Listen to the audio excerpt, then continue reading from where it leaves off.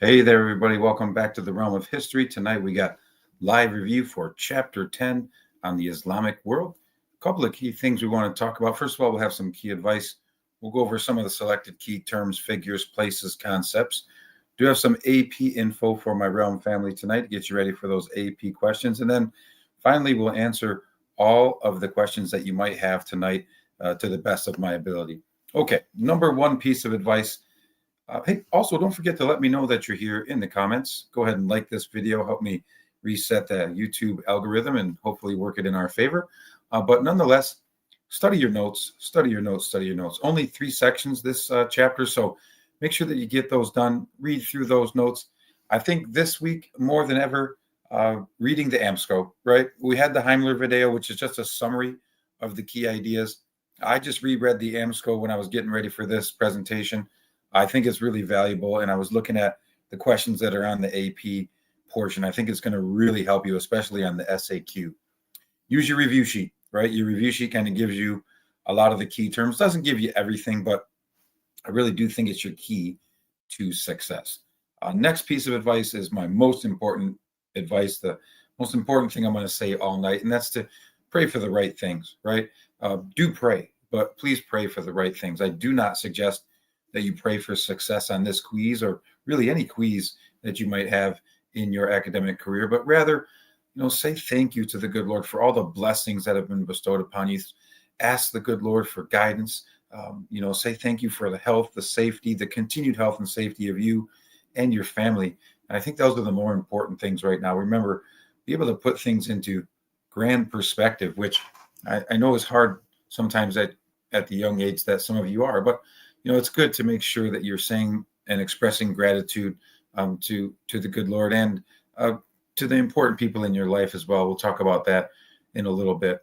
Number 3, hey, like we always say, be here now, right? Tomorrow when you come in, pop in history. When you come past the barrier, make sure that you're ready for the quiz, that your sole focuses on that, because all the other stuff you can't really control at that point, right? You can just only focus on the quiz. And if you can do that, you're going to be successful.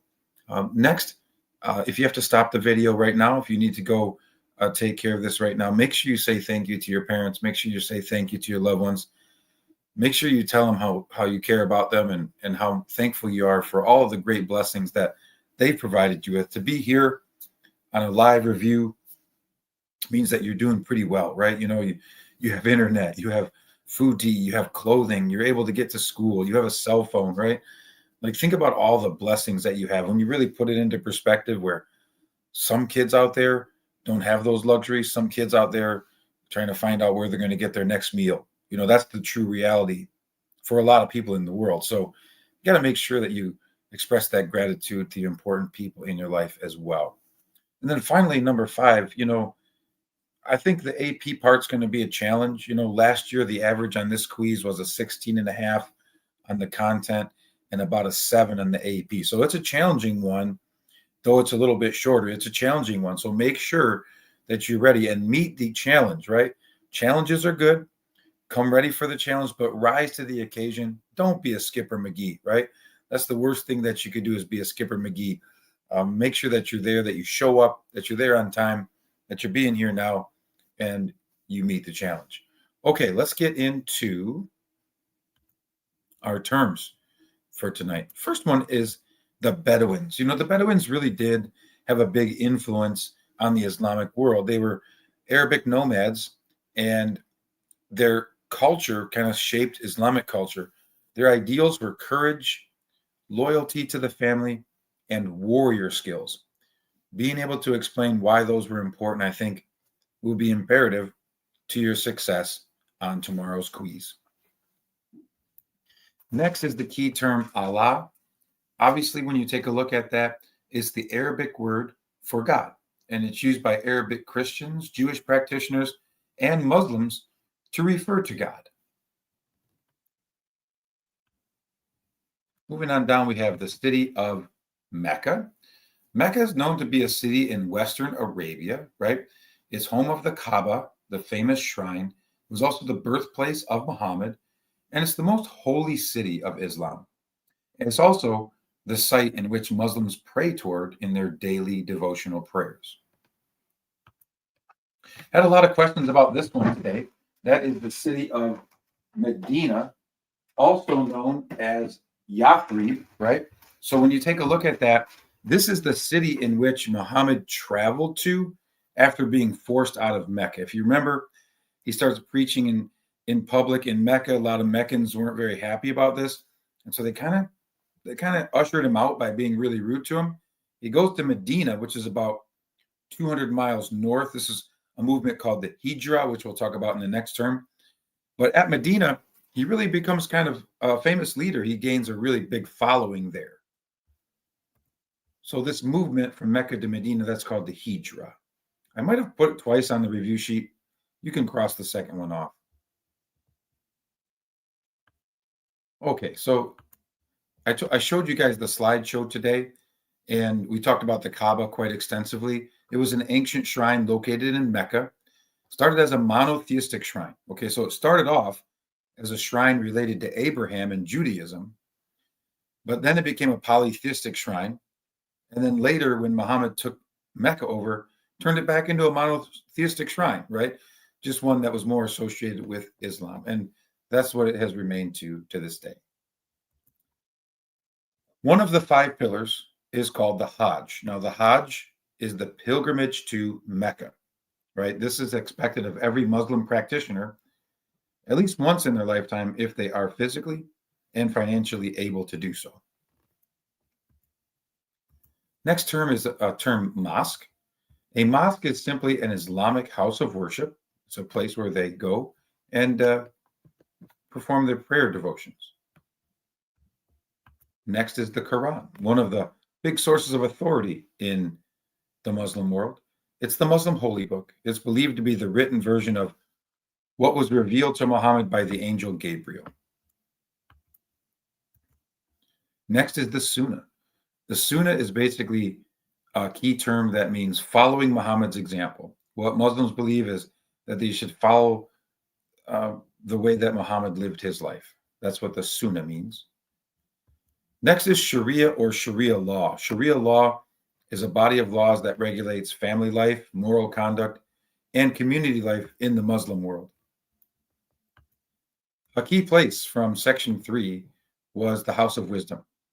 House of Wisdom was a major center of learning in Baghdad, Iraq. Started off as a library, became a translation center of major Greek, Latin books.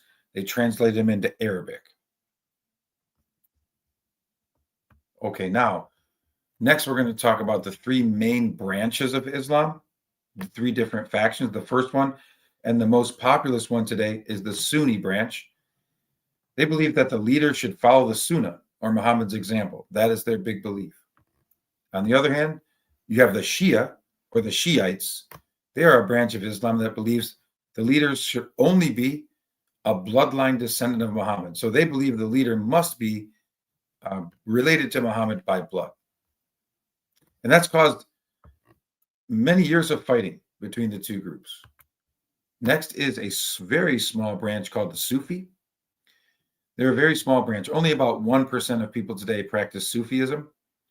They focused on living in poverty and devoted to God. They devoted their lives to religion and living in an impoverished state. They're very similar to monks, very similar to Buddhist or Christian monks.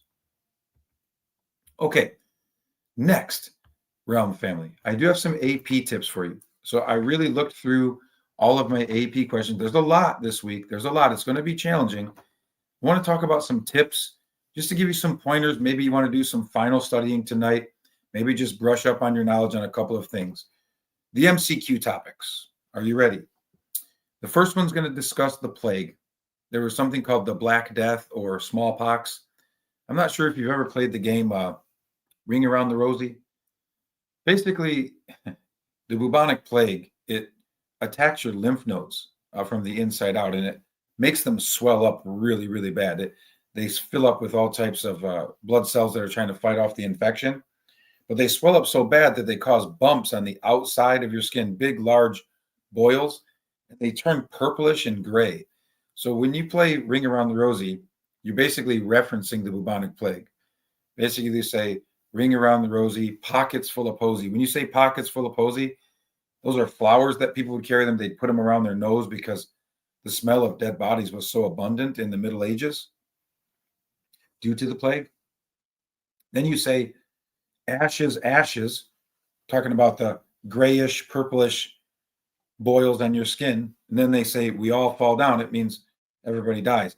So when you play Ring Around the Rosie as a little kid, you're actually referencing the bubonic plague, which is the topic of the first MCQ, and Muslim medicine. Muslims, as we learned today from the AP video, were some of the greatest doctors in the world at that time, and they had developed different ways to kind of stop the spread of the plague. And that's what the topic is going to be in question number 1.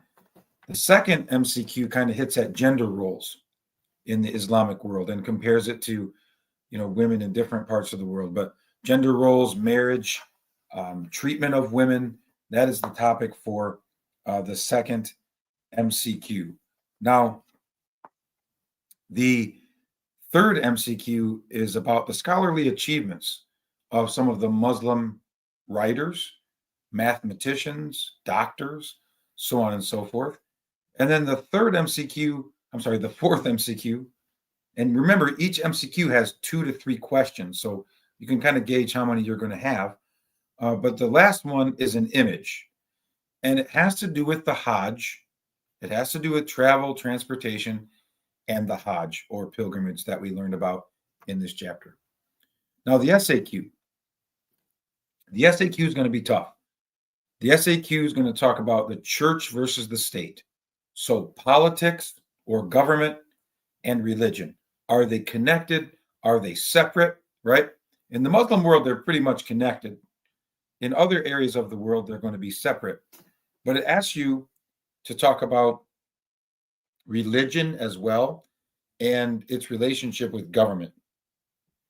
It will compare, in the passage that they're going to give you, it's going to compare Muslim government and religion versus medieval European government and religion. Now, we have not made it to Europe yet, so don't worry. All of the questions you'll be able to answer from your knowledge on the Muslim end of that spectrum. Whatever you need to use to compare it will be mentioned in the passage or the stimulus or the prompt. Okay. All right. I think I've been going for about 15 minutes. I am going to open up for question and answer. Thank you for being here, everybody. I really do appreciate that. I see some questions right off the bat. I'm going to scroll up just to see if I missed any. Once again, I do appreciate all of my Realm family to be here. Really is special to do this. I mean, not every student gets to do that, right? It gets to have the night before the quiz. And I also enjoy doing this to kind of try and do my best to help you out. I know that hopefully it's helpful for you. That's the whole goal, right? Okay, I'm looking for questions. And I see one right here. We got first question. Let's see what it is. For the Bedouins, do we just need to know their ideals and that they influence Arabic culture? Or is that all we need to know regarding them? Yep, that's really all you need to know. You need to know that they were Arabic nomads, though. That'd be one of the other things we talked about in the lesson. And they traveled the desert and they were traders, right? And then those things that you mentioned right there, 100%. Yes, indeed. All right, we're working our way down the question list. Go ahead and throw your questions out there. All right, so Zoroastrianism is a Persian faith. It's a belief in the one God, Ahura Mazda. So it's a monotheistic faith. They don't believe in the same God as Christians. They don't believe in the same God as Hebrews, which is the same God as Christians. And they do not believe in the same God as Muslims, because that's all a separate God. So they believe in this God called Ahura Mazda. It's a Persian religion. It was practiced by the Sassanid Empire at that time. All right, so there's no section on the plague. All right, the plague was going on during this time period. Okay, so you don't really need to know about the plague. It's more about knowing how the passage will tell you how doctors went about treating the plague. So I don't think that like studying the plague and what it was will really help you, but more so being able to understand that plagues in general, right, spread from person to person. And so Muslim doctors were giving advice and trying to figure out how they could stop that spread.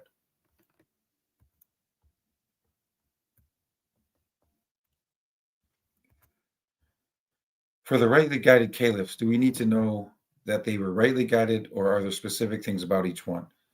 Yeah, you need to know they're the rightly guided caliphs. You need to know why they're called the rightly guided caliphs, because they all personally knew Muhammad and they all lived by way of the Sunnah, which was following Muhammad's example. A couple of them that you might be able to know a little bit of particulars about. Abu Bakr, obviously, he's the first caliph. He was the first successor of Muhammad. Umar, not too much. Just know he's the second rightly guided caliph. Uthman, he was assassinated, right, in 656. Ali, something I would know about him is that he was, of course, Muhammad's bloodline relative. He was his cousin. He was also his son in law. So a lot of people wanted Ali to be the first caliph, and that's why there were so many assassinations. Others didn't want him in play. He was assassinated himself, Ali, in 661. So those are some of the, to answer your question, those are some of the specific things that I would know.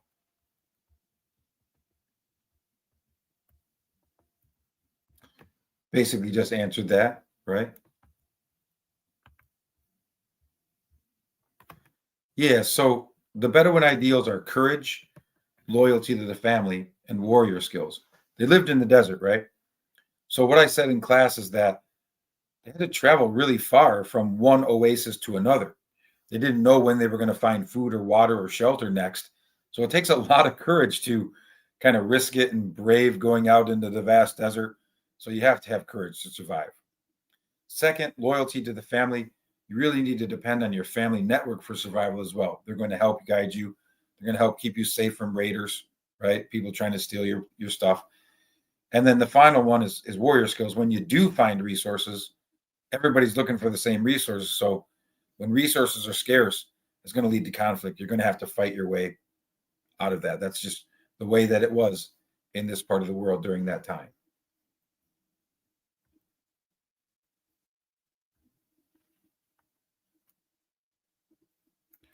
Don't think that that's so important. Know what the House of Wisdom was. Know its big picture, but knowing a specific like that, probably not going to be on this test. No. Yes, everything that was taught in class about the Umayyads, how they moved the capital city to Damascus. Abbasids kill off all the Umayyads, right? Abbasids rule for a very long time, 750 to 1258. Abbasids also moved the capital to Baghdad, right? Formed a bureaucracy. Abbasids were really a big picture ruling group in the caliphates. Fatimid, not so much. I mean, they tried to rival the Abbasids, but they didn't really gain a very large following. Seen some of my realm family from previous years. Appreciate you all being here. Hi, Ian. Sign of strength.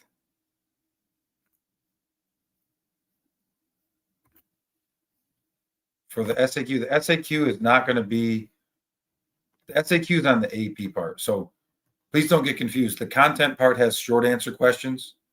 Those are like list and explain, describe. The SAQ is not going to be on the three sources of authority. The SAQ is the AP portion. You're going to have to use T, and I kind of gave you the topic related to church versus state, right? But if you got a question about the three sources of authority, you'd have to explain those. Yes. 5 pillars of faith, you need to be able to list and explain. In the notes, I really detailed it out. I gave you at least one or two sentences for each that you could have as an explanation for each of the 5 pillars.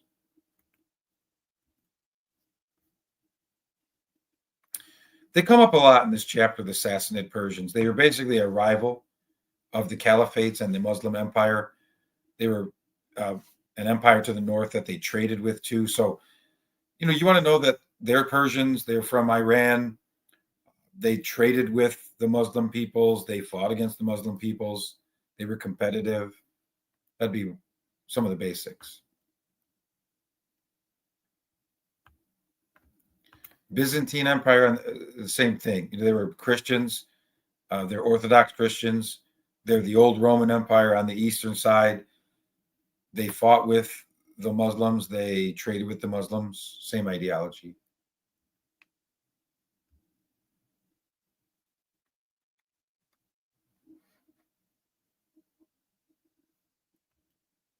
All right. How are you, sir?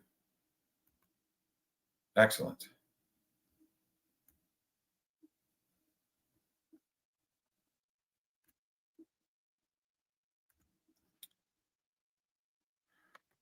There's not going to be a timeline again this week, just because there's so many AP questions. It's going to take you a long time, so I wasn't able to fit a timeline in there. Do you need to know key dates? Yeah, the ones that we said put a box around. Yes. All the maps, Audrey, all the maps that, the opening map, the map I put on the list here, it says maps and charts, right? Maps and charts. Those maps are important to know. The chapter opening map geographically shows you where the House of Islam was, basically Saudi Arabia, spreading to Turkey, spreading out to Iran, Egypt, eventually North Africa, Spain, right? That's basically what you're looking at. Got you. Yeah, I figured that. That's cool. No worries.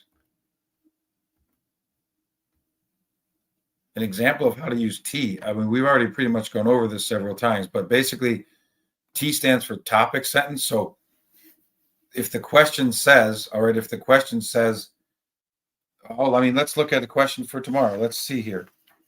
I'll summarize it. It starts with identify one claim that the author makes in the passage regarding, I'm not going to read the rest, but you would say, one claim made by the author in the passage regarding X is Y. That'd be your topic sentence.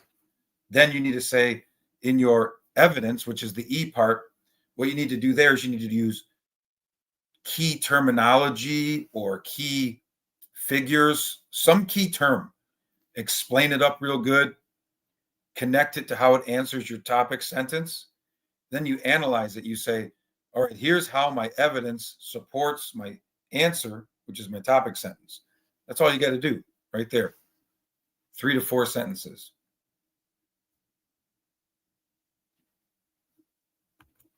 Of course, hi, Master Aiden. Of course, we should know about the House of Wisdom and all of the great works that were saved in that and spread from person to person. I think the only way you would elaborate on them is that because the people that were the Bedouins eventually became the people who were the Muslim practitioners, right? Same group of people. That would be, you'd have to create that cultural diffusion, right? That cultural connection there.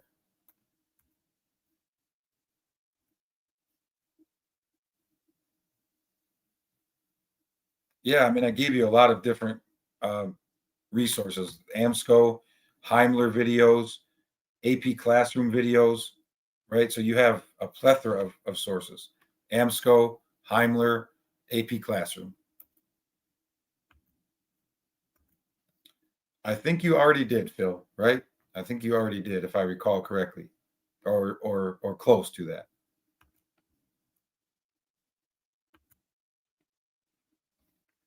Casa guy, come on. All right. Any other questions, serious questions that you might have?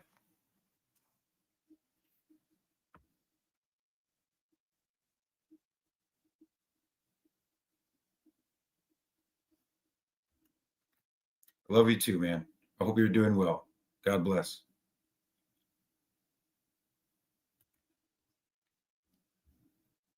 Any other questions?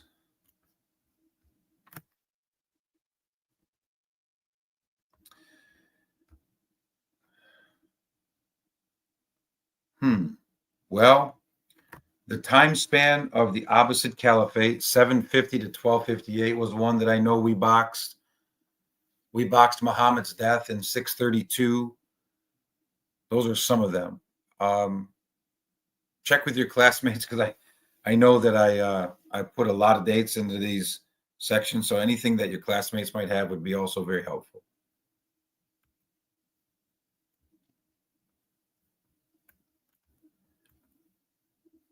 We don't talk about Bruno, or Sir Ducky. Any other questions?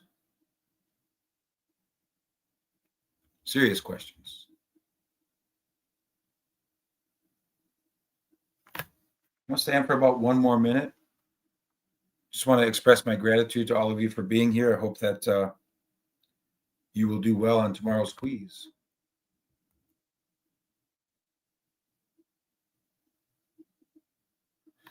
How many short answers will be on the AP part? There's one SAQ, but remember that an SAQ has 3 questions connected to it.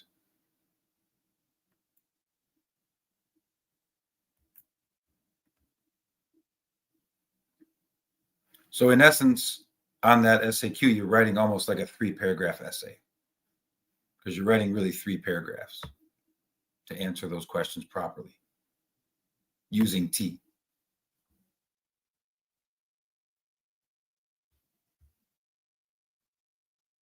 All right. Well, short one tonight, but that's fine. Of course, if you want to ask me any other questions, you could always email me, and I'll do my best to answer them for you in the fastest time period that I can. But for right now, I'm going to say we're almost at 30 minutes, and I want to wish you a great night. Remember, pray for the right things, be here now, meet the challenge, say thank you to your parents. All of those things are way more important than acing this quiz. Of course, it's important to give it your best shot, though. Always give your best effort. Control the controllables, which are your attitude and your effort. After that, can't control anything else. Just give it your best possible mind frame, effort, and status. And we'll see you tomorrow. Thank you for joining. God bless all of you. And just a final expression of gratitude to you, your wonderful kids from wonderful families. I hope that you can keep doing what you're doing. God bless.